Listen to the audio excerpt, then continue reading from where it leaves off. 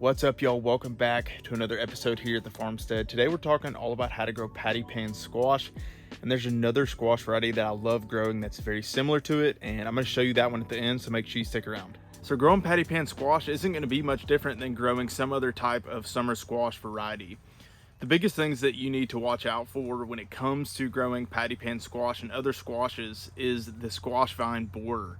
So there's really no good way to battle the squash vine borer organically. So the best way to mitigate the squash vine borer is by doing succession plantings of squash. And so what you're going to do is every 30 days, you're going to start new squash seedlings in the greenhouse. And what this is going to allow for is you're basically going to be breaking the cycle of the squash vine borer. So these are in production right now here behind me, and we have Zephyr squash as well as patty pan, and these are both very, very similar squash varieties. To me, they're some of the best tasting. They're beautiful and people love eating them. So here on the Farmstead, anytime we can plant a plant directly into landscape fabric, we're going to do it, because this is going to help the squash in several ways. First, it's going to help retain moisture, and then secondly, we're not going to have to weed, and weeding around squash can be a little bit difficult because they're really big plants. And another thing with this landscape fabric is it actually holds in heat, especially in the springtime. It'll actually help pull that heat to the root zone and help production. So I'm a huge fan of landscape fabric. But with that being said, some of the things you need to watch out for are powdery mildew. So if you're actually growing this plant out in the field, which we actually have a couple rows planted in the field, and I'll show you that here in a minute, you may deal with what's called powdery mildew, which is basically just a mildew that gets on the leaves.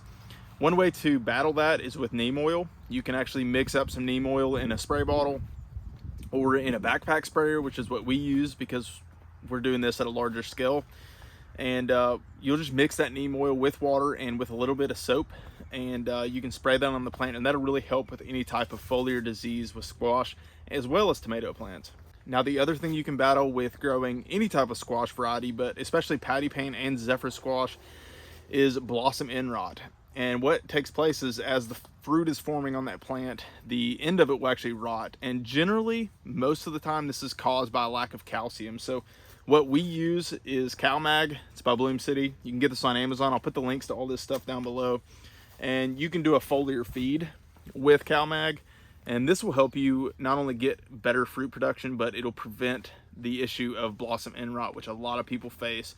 And you'll deal with that on tomatoes as well. And most of the time, again, it comes down to you need more calcium. Okay, so the other squash variety that is very similar to patty pan squash to me is what's called Zephyr. And to me, it's probably one of the best tasting squashes around. It's gorgeous, just like you have with the patty pan.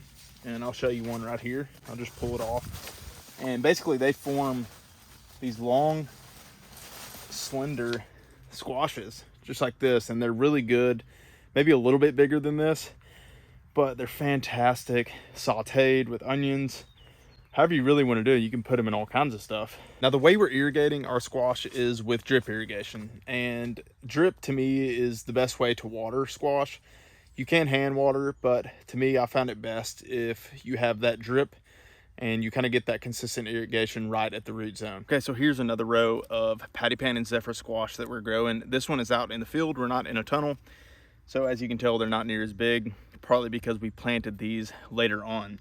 Now, again, with this, we're running one drip irrigation line, and I love getting drip irrigation kits, and you can get a drip irrigation kit from Drip Depot.